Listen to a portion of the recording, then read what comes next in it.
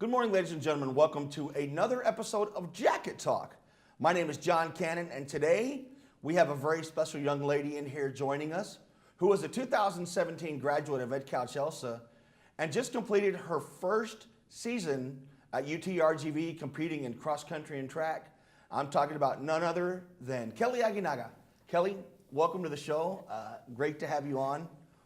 You know, your first year at UTRGV, it's sad having you gone. I'm so used to having you kind of following me around and interviewing me and stuff, or interviewing you. But what was your first season like? I mean, I don't want to get too basic, but there was quite a bit of challenges going in. But what would you say was the biggest challenge from competing in high school to the collegiate level?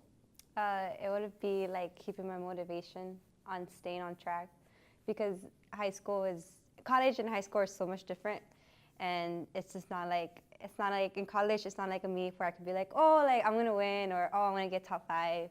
It's more like, oh my God, I have to run with all these girls, like because they're so much older and faster. So I'm like a little freshman, just trying to stay up there.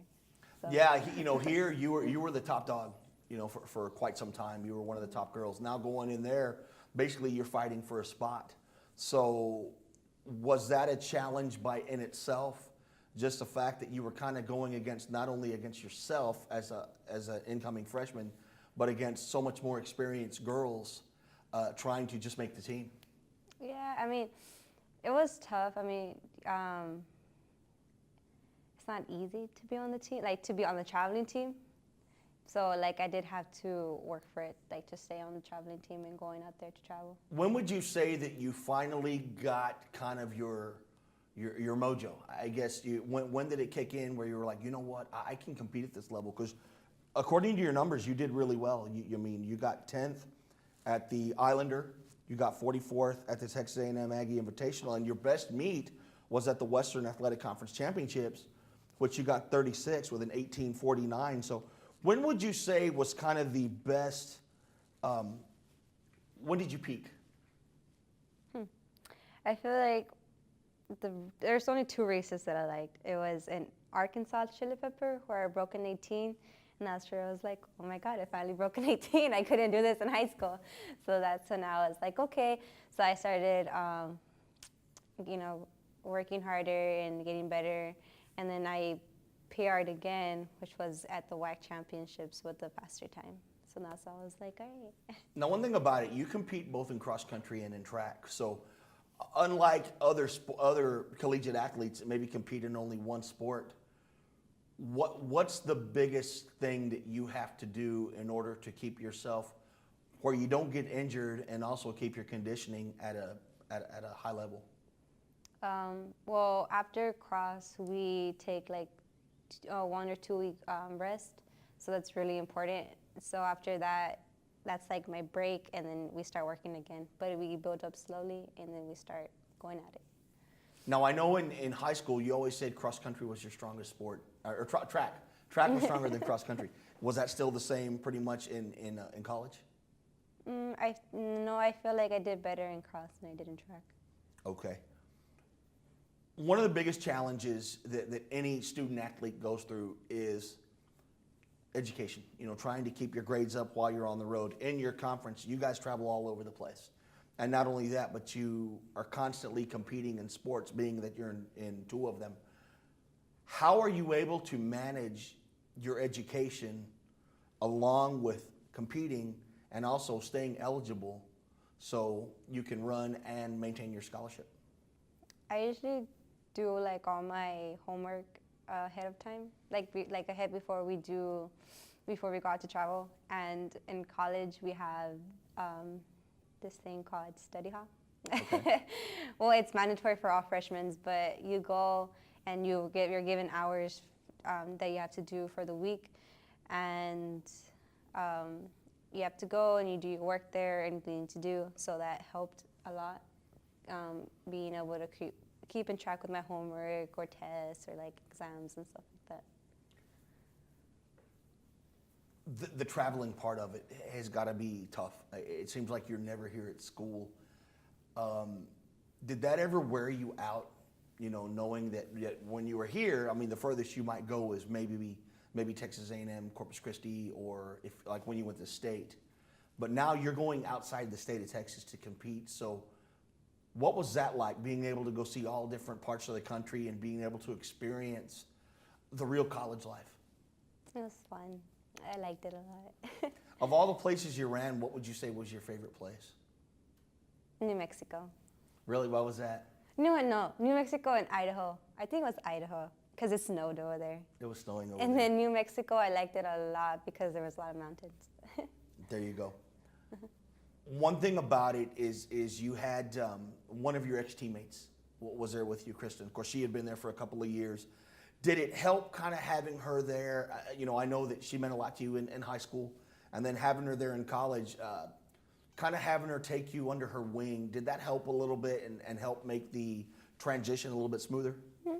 Yeah, because she was like my first friend when I got there, so I felt comfortable being there. And she was my running buddy. There you go. Now that your freshman year is completed and you're going into your sophomore year, what are some of the things that you learned that maybe you need to work on more or improve on in order to become a stronger runner? Well, one thing I need to work on is just keeping my motivation to keep going and running. Because high school and college, like I said, college and high school are different. So you can't just expect to win every meet or expect to be top 10. It's something that you have to work for and actually run, do your workouts, not slack off. So that's it's different. I'm just I'm not gonna win or I'm not gonna be up there. But it's just I have to keep my motivation, be it takes time.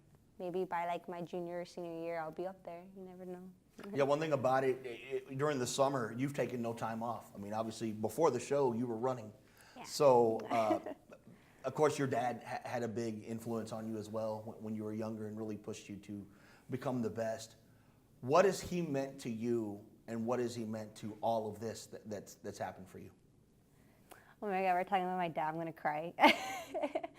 My dad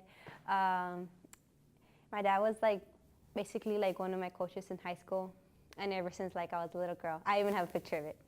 He's there, I'm crossing the finish line. It was a 5K, my first 5K. I was there stretching with my Theo and everything. And my dad was just yelling at my time like he always does when I was finishing. So that's where it all started. And then I did summer track when I was a little girl, and he was there. And then in junior high, he was my coach. Well, he was the guys' coach, but basically he was my coach because my dad. And then my 8th grade year, he moved to high school, and I knew it was because of me. So he could coach me again. And then I went to high school, and he was there. He was being my coach. But not only him, it was also Romero, Perez, and Sanchez. But Sanchez left because he's a hater. I'm just kidding. I'm still mad at him for leaving. I tell you, she has a tremendous sense of humor. It hasn't changed. Yeah. And then Cardenas was also a coach that was always there. But most importantly, my dad was my number one fan. Through my ups and downs, when I would be injured to where I'm going to state, he was always there. And in high school, he was my biggest motivation because he was just always there. I don't know. There you go. Well, you got through it. Yeah. I'm proud of you. I know he's meant a lot to you, and he was a big part of you signing here at UTRGV. This year's team, we've got some young girls. Vanessa is sitting right here, actually in the studio with us, and Natalie and a couple of the other girls. There's some young talent coming up. Being that you go to a lot of the meets, you watch a lot of these girls. Of course, you've got the district title sitting here with you, and last year they just fell short of it. What has been your biggest message to these girls coming into this year, and what are your expectations of them? Wow. Let me get my list. Just kidding. Well, one of the messages would be just to listen to the coaches, my dad, Coach Aguinaga, Coach Perez, and Coach Romero, because they know what they're saying. Even also in track, even to listen to Coach Cardenas because they know what they're talking about. I mean, Perez, 4-time district champ, could have been a 5th, Vanessa, I'm just saying. But they know what they're talking about, and I trusted them a lot right off the bat. my freshman year, because of course my dad was there, and Bettis, well, right off the bat, like I got along with him, but I did give him a hard time. I remember that very well. But Bettis will forever be my favorite coach. Well, my dad and then Bettis.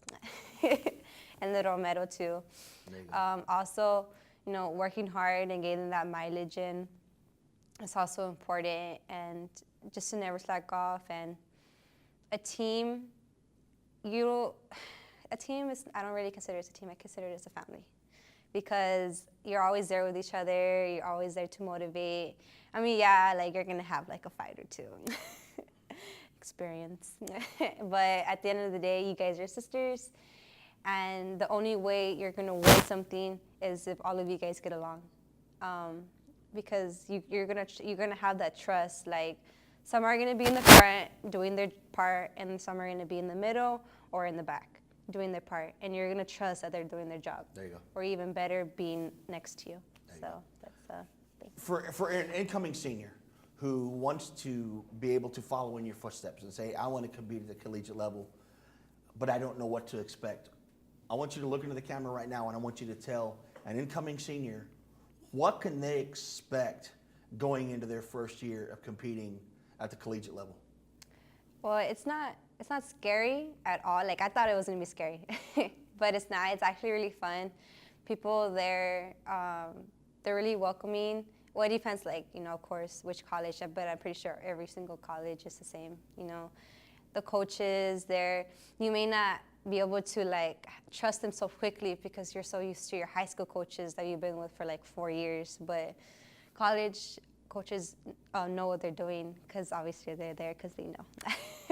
But it's a fun experience. You're gonna have an advisor there to help you through your academics when you need help to get to your classes. You're gonna have your teammates, like the seniors and the juniors, to like, since they already experienced the 2 first years, they know what they're talking about, and it's just gonna be fun. Like, it's okay. There we go. Well, before we end this segment, Kelly, I wanted to do something, and I'm going to put you on the spot. We did that a lot when I interviewed you, but of all your accomplishments, and you accomplished so much during your high school career, name your top 3 from freshman to senior, from 3 to 1. Go. From 3 to 1? From 3 to 1. Like 3 being the best? 3, 2, and then your top accomplishment. Okay, so cross country, meet a chance senior year, meet a chance for track, and regional meet for my senior year when I win state. There we go. Yeah, I'll never forget that regional meet. That was a crazy finish, probably one of the craziest finishes ever.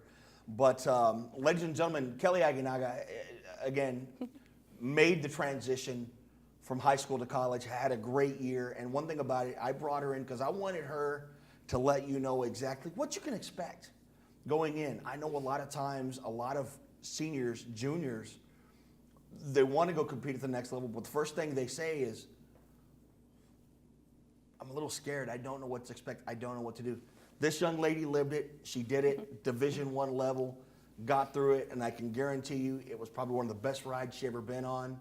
So listen to her words, listen to what she says, and again, if you ever need any advice, you can message Kelly on Facebook. Twitter right? me. Twitter her, okay. She's always there. She's running every morning. She always runs with the team. So if you ever want to talk to her, maybe to get some more information, hit her up. She's always really good about that stuff. So once again, we just want to thank everybody for joining us. Again, we want to thank Joe Vallejo and all the technology crew for helping us film this episode. And this is John Cannon coming to you. We will see you when we see you. Have a great day.